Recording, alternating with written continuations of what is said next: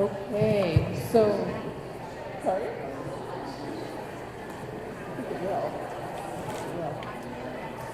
All right, everybody, welcome. Thank you for coming. And my name is Deborah Brown. I'm co-president of Grant Professionals of Lower Hudson, and I'm honored to be here with my previous co-president, Alison Paul, who's also a mentor for many of us. And we're here to help you. So if you're a grassroots organization or a small nonprofit and you have questions about grants, we're your peeps. So I'm going to turn it over to Alison. Do you want to introduce yourself a little bit? Sure. Alison Paul. I have my own grant writing business. I've had my string out since 2008. Before that, I was a grant writer for school districts, was an executive director for a nonprofit, and have been around grants for many, many years. I teach grant writing, and I love working with organizations and providing any mentoring or support that I can. So let's get going. So I'll just tell you that if you are in a grassroots organization, I have been in your shoes. And I'm standing here because I was part of a grassroots organization that got offered a grant. And we were like, we have to write this? What is this? What do we do? You know, this is, so I'd like to know how many of you here are involved in an organization that has 501c3 status? Okay, that's most. And how many of you here are involved in an organization that does not have 501c3 status? Okay. And I'm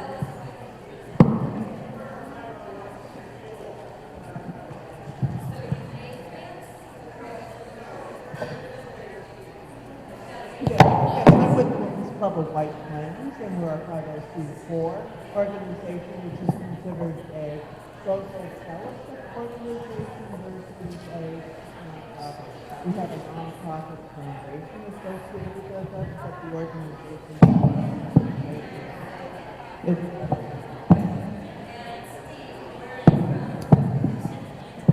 So my marketing agency firm helps nonprofits market themselves and generate awareness and raise money. I would say the grant space is a knowledge gap for me, and so I'm trying to understand, all right, well, how do we understand the bigger picture, and also if some of the things that we do might be helped or aided by grants that further the impact of the organization. How do we tap into that? so I would say, yeah, we'll try to limit that. So we're fellow travelers because grants, of course, are a way of marketing so that you can get funding through writing and marketing. So I think one of the things we wanted to ask are, and please feel free to shout, what organizations are you from?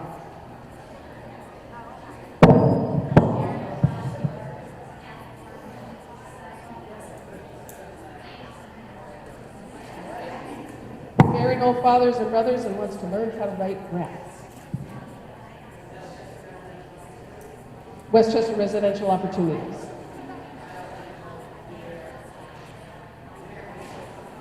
Wants to know where the grant resources are and for your services. Excellent. Anybody else?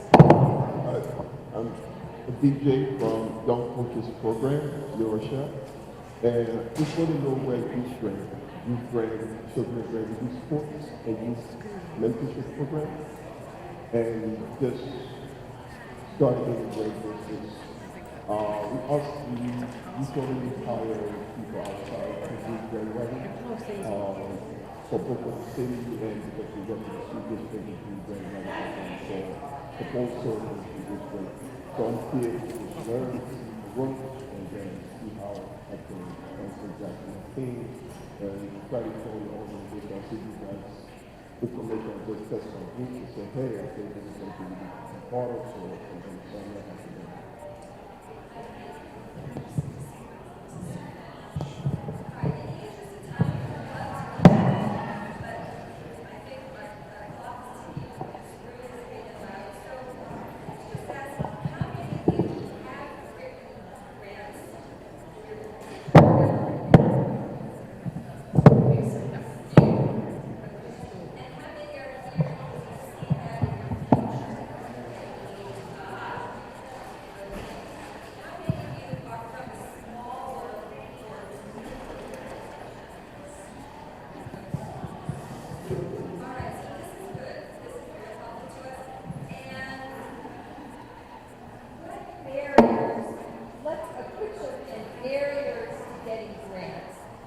barrier that you don't have time.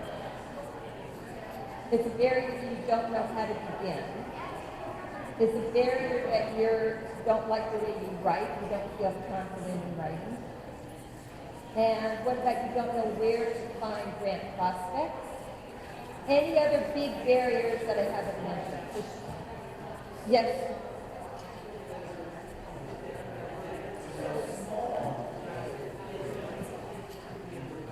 Okay, you can be in the room. Too small? Okay. Competition. I will just tell you, we are the grant professionals of Lower Hudson. We have another board member in the back. We often write to the same funders. We are very collegial. We help each other put our best foot forward. So our organization, yes, we're competitive, but in a very nice and collegial and supportive way. That's right. So it is competitive, but it's the kind of competition where the funder is trying to make a decision. So we're all out to help each other. And we're here because we want more grant writers to raise more people. Okay, thank you for that. It helps us to know you a little bit. This is such a big room with ambient noise for such a small group, so we're going to try to make it relevant to what we've heard. We are from Grant Professionals of Lower Hudson. I have a handout that I'm going to be able to pass out. And why don't we pass out the one on the right?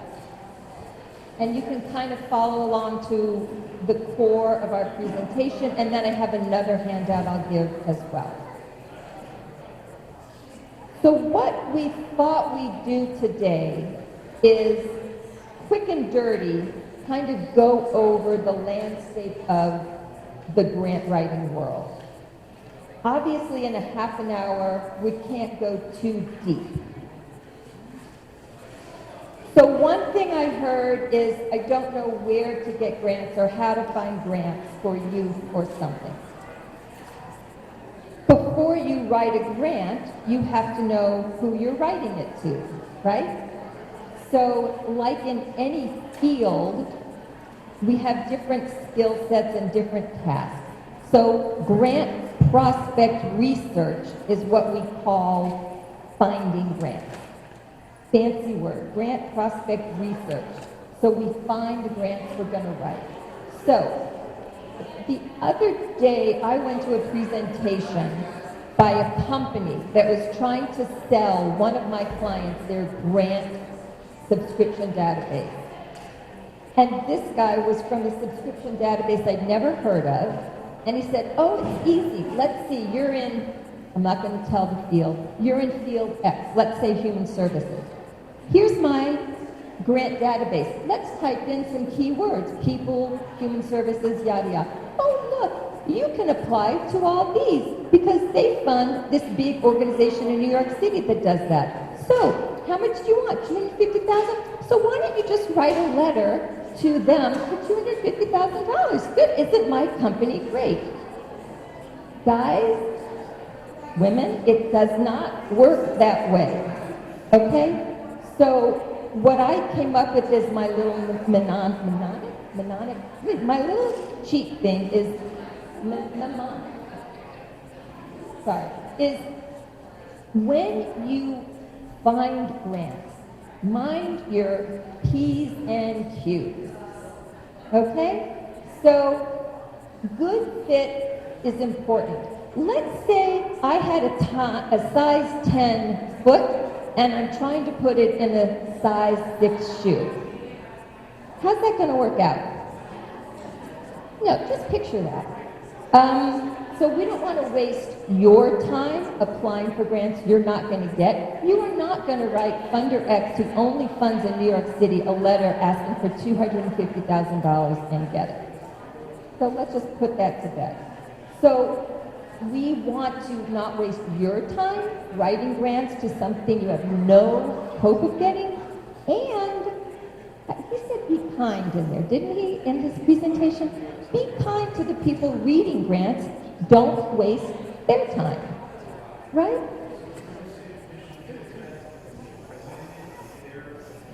Yeah. Well, we're going to go. So M, mission fit. Every funder has its own mission. They have things they want to accomplish with their money, just like your organization has a mission. So does your mission fit with what they want to fund?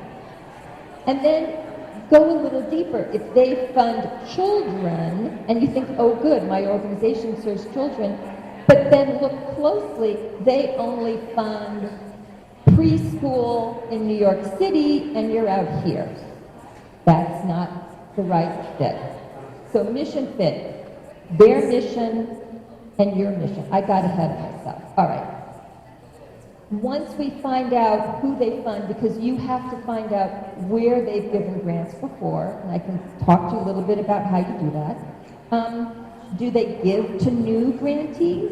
If you look at some funders, they give maybe 15 grants a year, 14 are to the same organizations. Maybe one new a year. Does that seem like you'd be a good prospect if most of their money is going to the same people for 3, 4, 5 years? Maybe that's not the best place, especially as a new organization. So do they fund N? Is new grantees or mostly repeats? In our P's and Q's, the O, what kind of grants do they give? Operating support. How many of us really want operating support? That means unrestricted money. Everybody wants that. Not that many funders provide that, but maybe they do. That's your operating. The majority will fund a program. And some will fund capital, and maybe none of us are really here to talk about endowment. But those are the main. Operating, project or program, and capital. And if you're trying to build a building or buy a bus, well, bus could fit under program, so you got to see. All right, now we get to place geography. So if they're only funding in New York City and you're in Westchester, chances are it's not going to fit. So see the place, the geography. Q, quantity, number of grants a year. So everything looks good. Their mission, they fund in our area, all that looks great, but they give 2 awards a year. They give 100 awards a year? What's that M&M commercial or something? Nuts, the nuts one. Nuts, yes. So if they give a lot of awards a year, that's a better prospect for you. And then my last little P's and Q is R, the range of grant amounts. So if you're a small nonprofit, let's say your whole budget is $150,000, you're not probably going to write a grant for half of your budget. They're not going to fund that. And if the grantee only awards grants of $5,000 to $10,000, then that's the range you should apply for. One thing to look for, sometimes there's the median, sometimes you'll see the median grant amount and you'll think, oh, it's $50,000. Ooh, I'm going to go that. But then if you look at the list of grantees, they give $200,000 to the University of Pennsylvania and $150,000 to Dartmouth University, and all the other grants are $5,000 and $10,000. That's skewed the range. So you need to look at the range.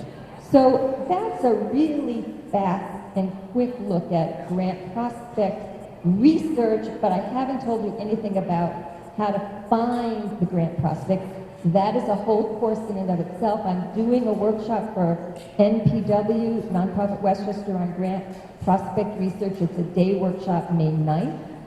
And we have 2 sample hour-long workshops on the GPLH website in how to find grants. So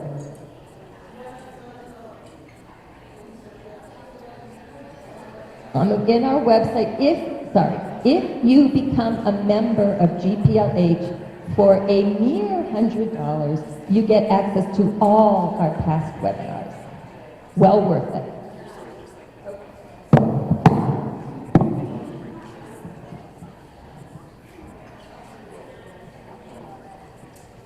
So, in terms of learning about how to write grants, one rule, a golden rule of grant writing is that whoever has the gold makes the rules.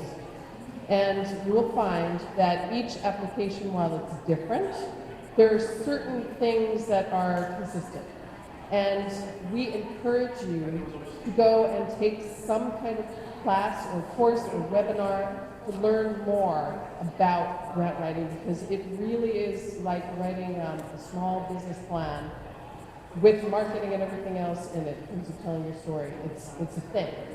So on the sheet that you have, you'll see that there are some resources. I have to tell you that my colleague here, Alison, is really a master teacher, and I encourage you, if you're at this in the fall, she does an online course through Westchester Community College, and it will be well worth your time. And if you can't wait that long, there are all these other resources that we've listed where you can take an online course. Yes?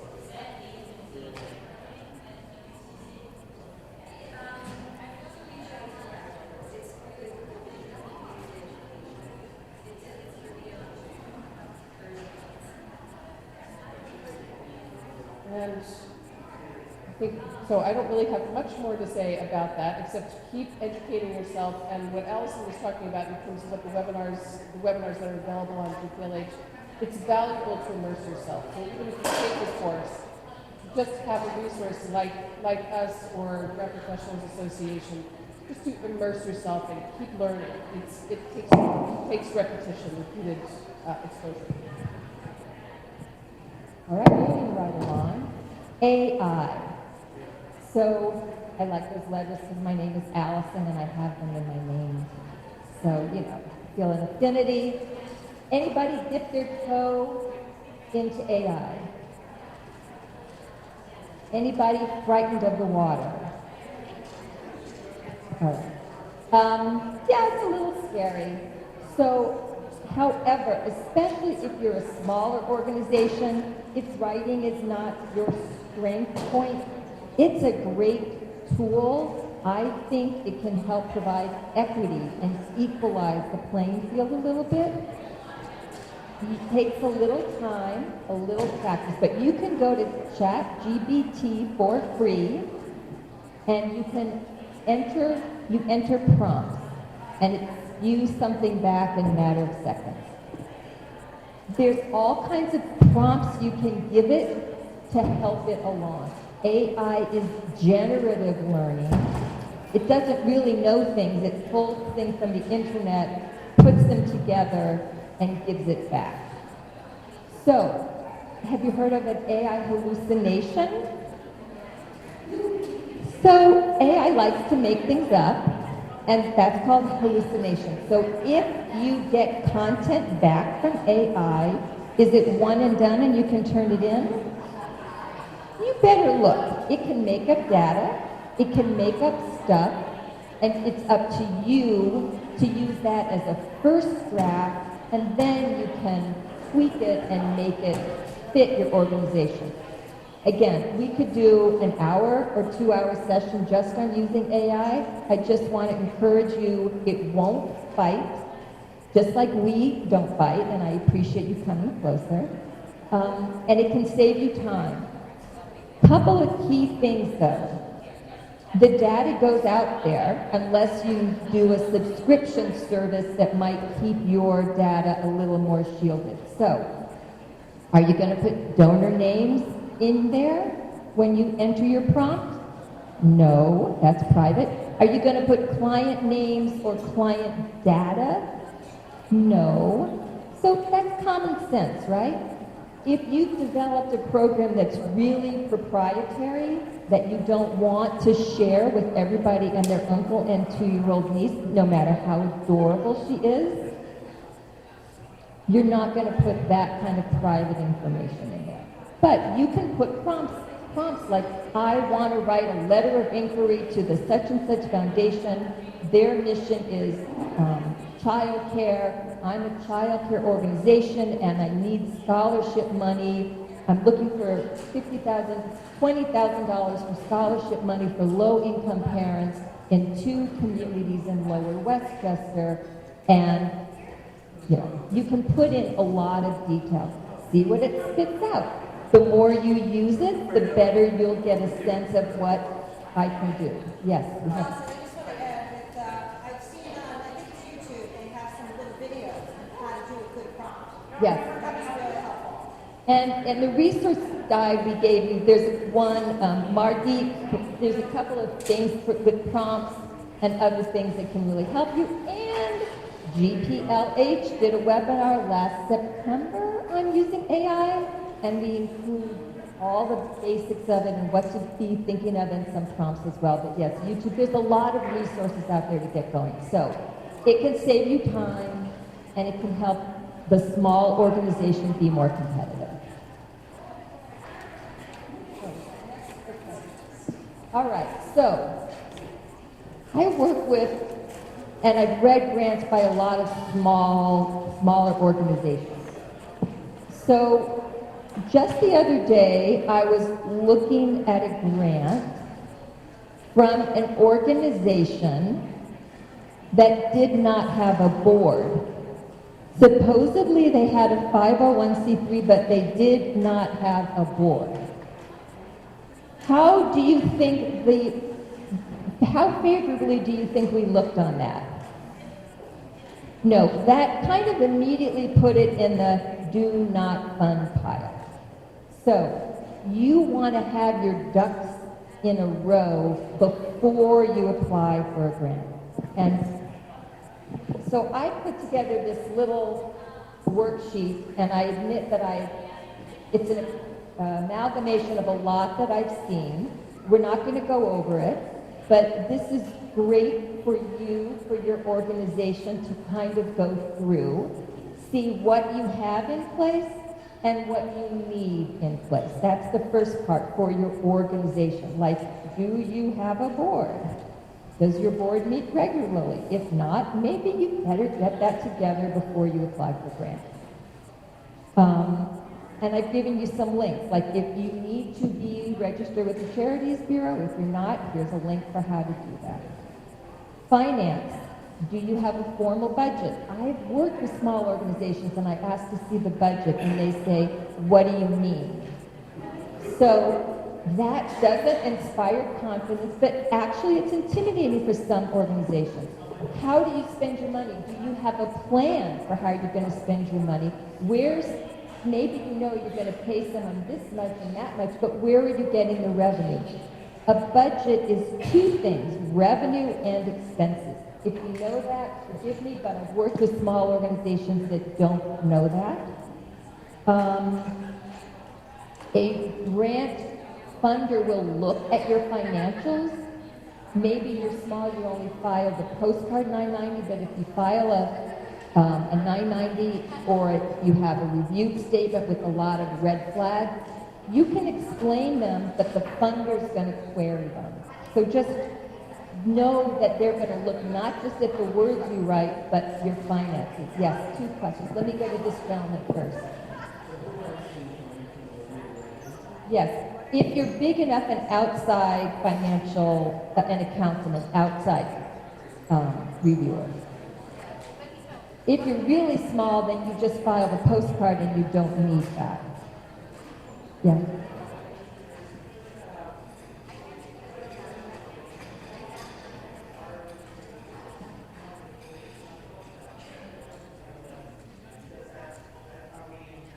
So chances are if you apply for a grant, you're going to be asked to submit your operating budget.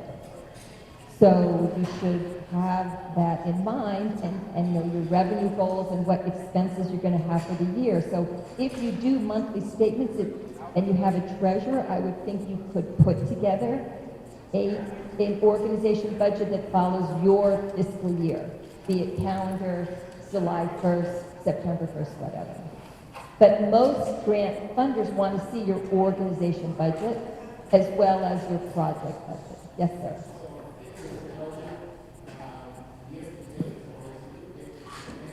An organization budget is 12 months. Some funders, maybe not for a small organization, might ask to see your most recent year to date, but I don't think a smaller organization is going to be asked for that right away.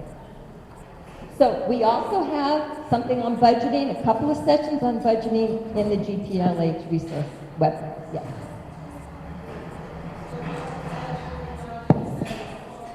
Yes.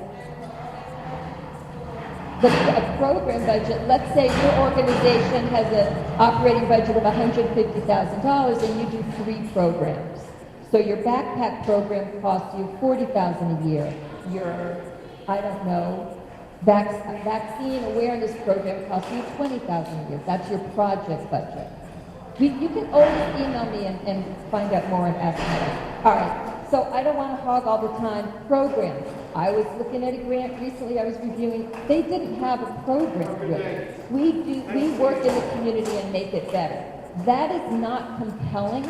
I'm not going to fund you just because you mean well and you occasionally, 3 times a year, you make lunch, for people.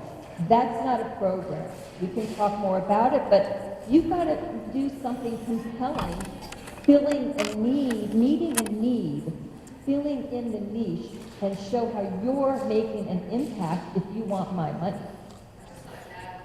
In terms of the budget, one of the reasons that everyone wants to see a 12-month budget is they want to know that you are thinking things through.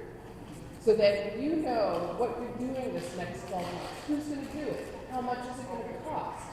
And when you are, because they're making an investment in, are you going to give anybody money? Or do you want to know what they're going to do with it? So that's part of the value of the budget and why it's so critically important, and because it forces you to bring together all the players to think this through. And the budget should be approved by your board or your steering committee or whoever is the governing entity for your organization. It doesn't have to be all that complicated, but it should exist. Yes, sir.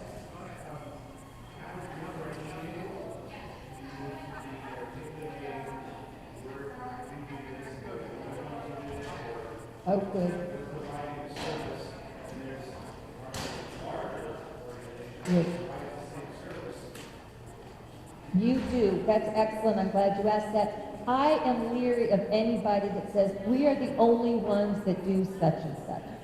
There are very few of you who are that the only ones. Now, you might be the only one in your municipality or something, but you, and again, I was just reviewing grants and I thought they said you're the only one. Well, I know this organization does the exact same thing 50 miles up the road.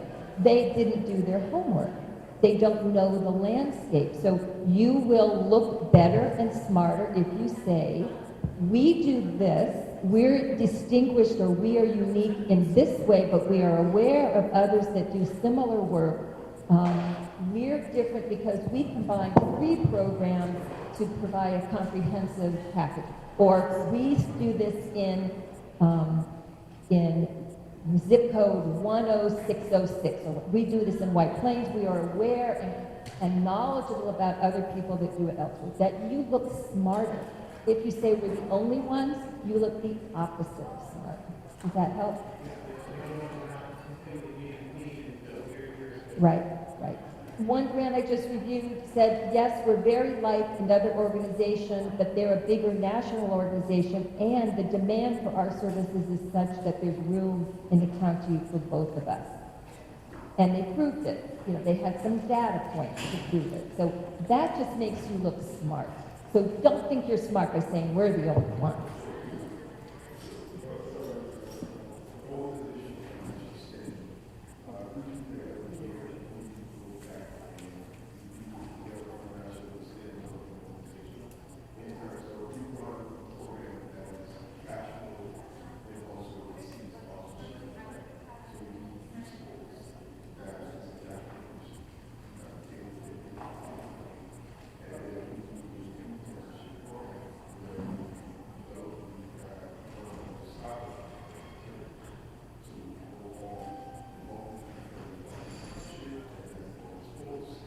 All right, I'm going to cut you off just in the interest of time, but you sound like you are very capable of explaining what you do and how you distinguish yourself.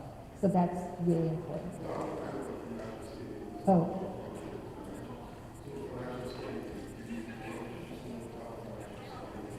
No, you don't have to be part of a national organization at all.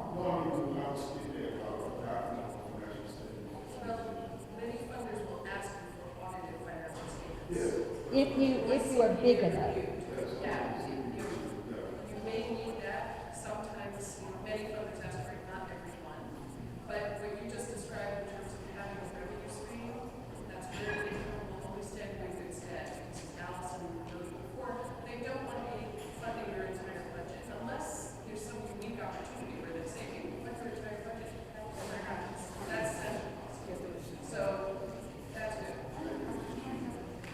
All right, so I'm going to stop with this first page. Program is really important. I could talk a long time about that. I love program. I came up as a program person and then got into being executive director and then writing grants. So if you have any problem with program, and that means figuring out what we accomplish, what need we meet, what are our outcomes and objectives, I love talking about that stuff. That's my geeky fun place. So I'm going to wrap up on the other side. I'm not going to go over this. You will need a lot of this, not necessarily everything, but better to have it, work on it now, have it in place so that when you write a grant, you have your board of directors list already done, and you don't have to do it. If they want key bios from key staff people, do it now. Don't go running around asking Susie when she's on vacation in Aruba that you need her bio. Get all this, put it in a nice folder in your computer where you can find it, and then go from there. And I'm just going to give you one important point. If you're asked for your board of directors list, please do not give your list that you use with their home address and phone numbers. That is for your internal use. When you put a board list with your grant application, it's who they are and maybe lawyer at, Perkins Willis, banker M&T, their professional affiliation. They want to see that you have what kind of people, community people, a banker, an accountant, a lawyer, whatever. They do not share their private information.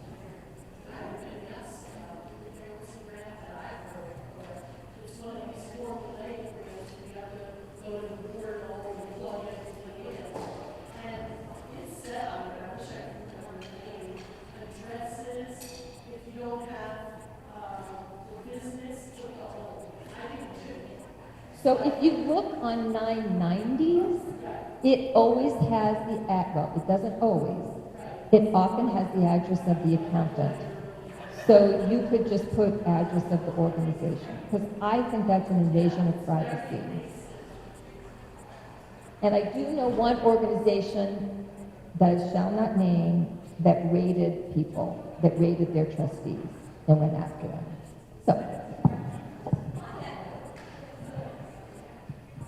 So, what do you need to work with in order to write grants?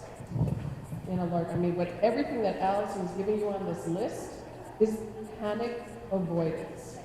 This is being prepared so that when you have a grant that is due next week, you're not going, I don't have a CPA, I don't have that button. This is to help you get prepared so you're not stressed out. So, in terms of the overall, what you want to remember is that a grant is a promise. So you are promising someone that in exchange for their money, you're going to do X, Y, and Z, and you're going to do it exactly the way you said in your budget, line by line, that you gave for the grant. There's the organization budget, the program budget, and the grant budget. And you're also going to be describing this in words. And just remember that there are all kinds of people, all kinds of learners. Some people go straight to the numbers because they're number people, and that's how somebody tells a demo story. Other people don't want to look at the numbers, they just want to hear your story, they just want to read what you wrote. You have to play with both those audiences.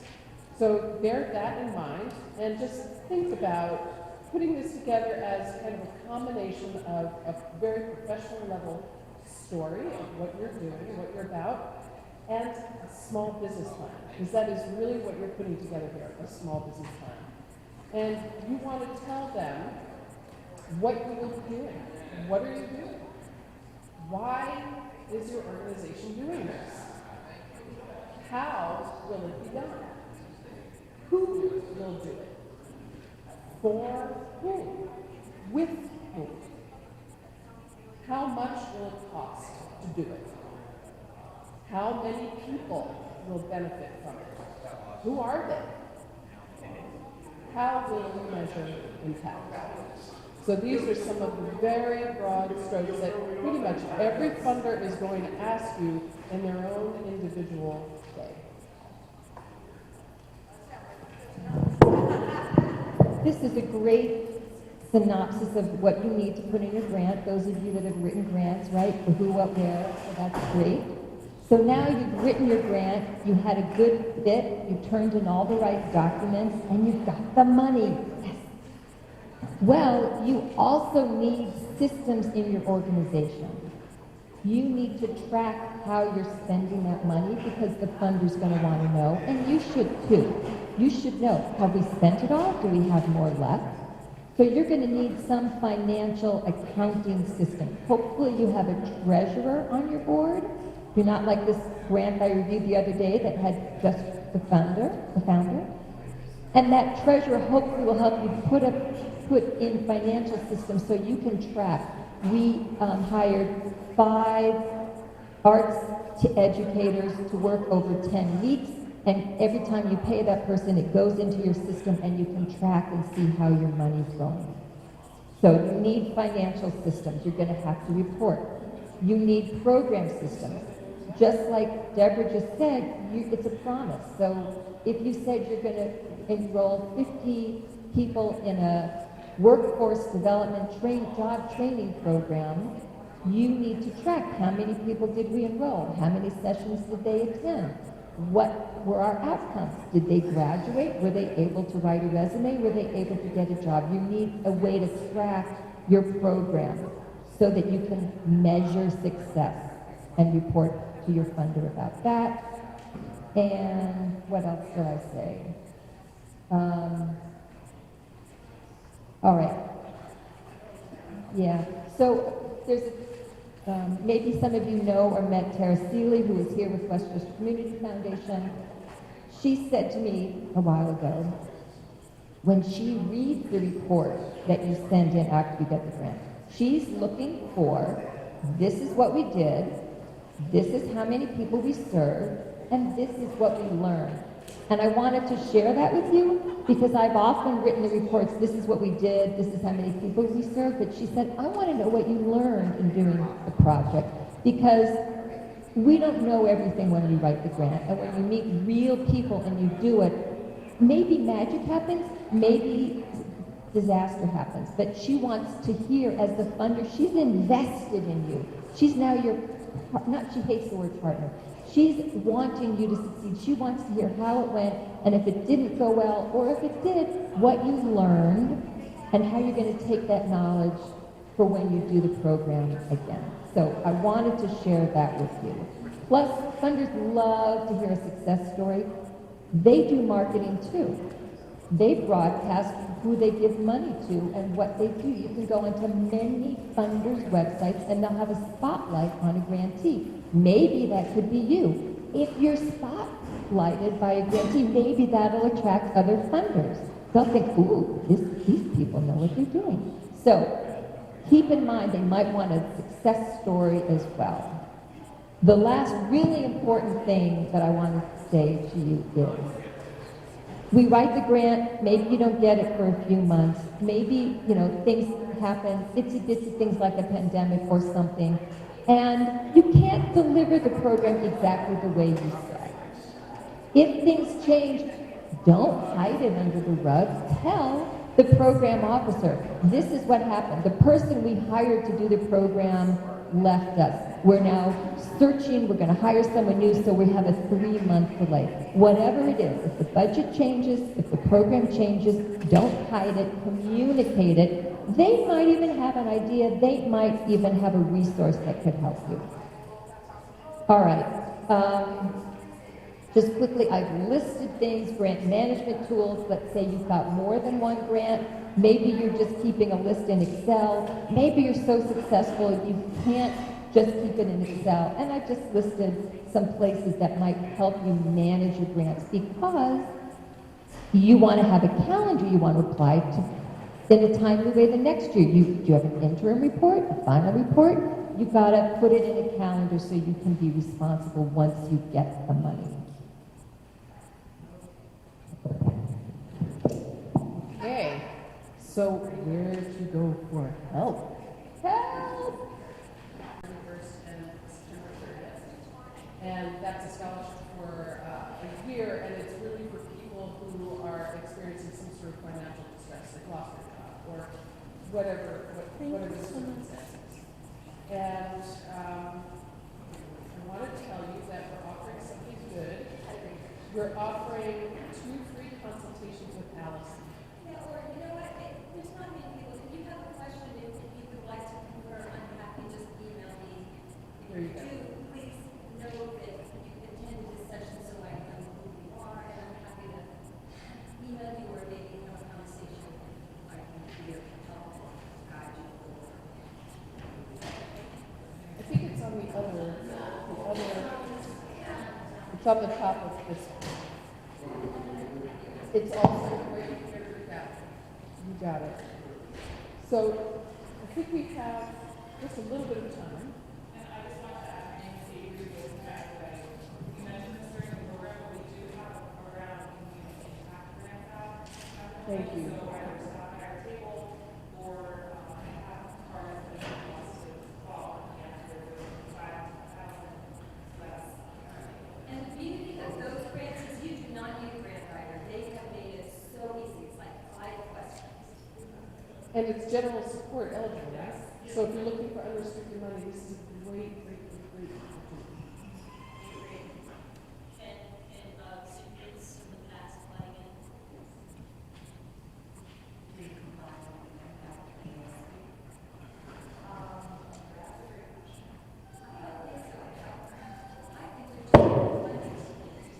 I mean, to your point, you do try to make the application successful, and, you know, not everyone has the capacity to spend hours and hours and hours writing a grant, right? Those are things that we're trying to make it so that our community, we know you're all working hard.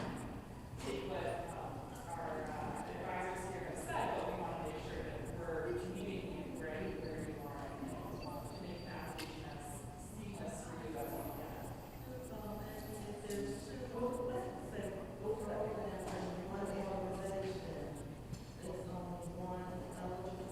I just want to, sorry, but what I'm trying to say, if there's specific questions about our grant, let's do that separately. I want to make sure that we're using the time with our experts. Sorry.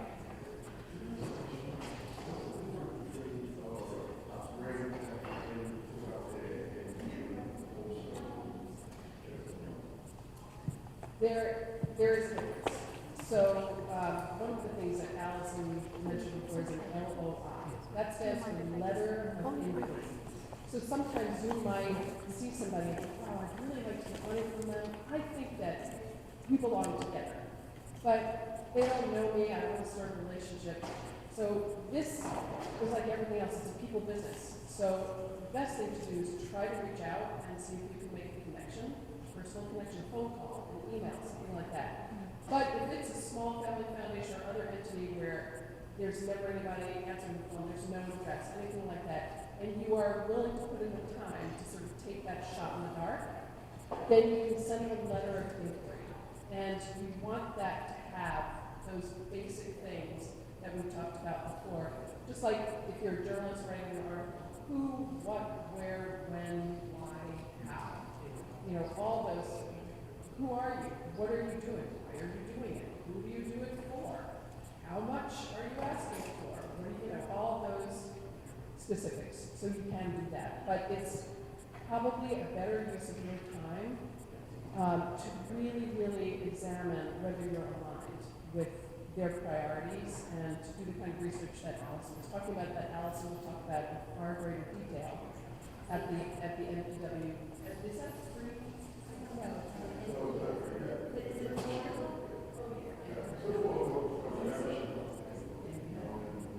Really encourage you to attend.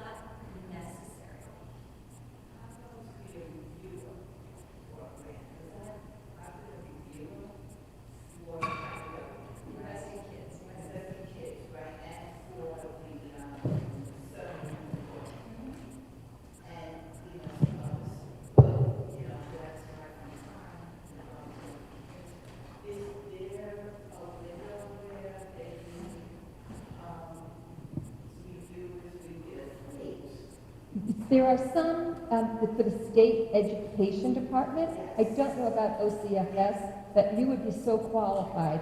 So you could go on the websites and see what they say about grant reviewers, because often government, if you review a government grant, you will get paid something usually, because it's government. Oh yeah, they would pay. But yeah, so you can look on websites and see and you kind of apply to be a grant reviewer. But you will learn, I was a grant reviewer for 21st Century Community Learning Centers when they first came out. I learned so much, and it helped me write my next grants. And being a grant reviewer is enormously helpful, as you've seen from the Investing Kids and the other grants. So if you can, yeah.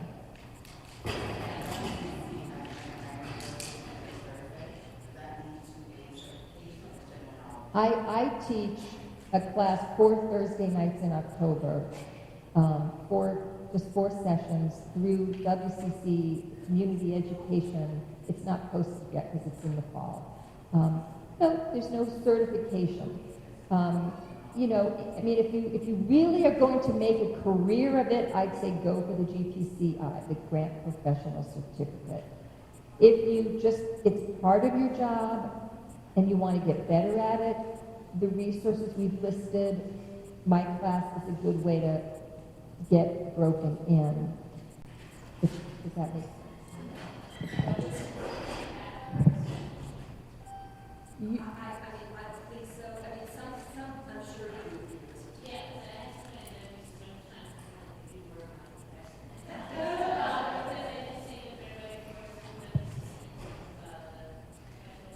Yeah, and that was me, like, within the past 15 years. That was me. I learned a lot. It's okay. I think now and I think now I understand what you're saying. There are some programs, like if you go to NYU and you take their summer intensive, they'll give you a certificate. What Alison was talking about is a credential that's actually really hard to get. It's worth getting it if you're already taking all these webinars. And if grant writing is your main thing, and you're putting all those hours, and you're taking all the courses anyway, you might as well get credit.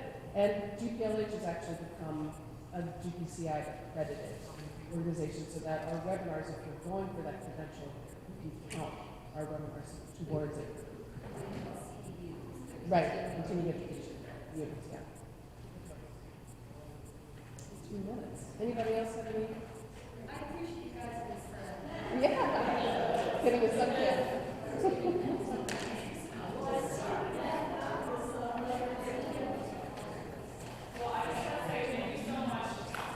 Thank you.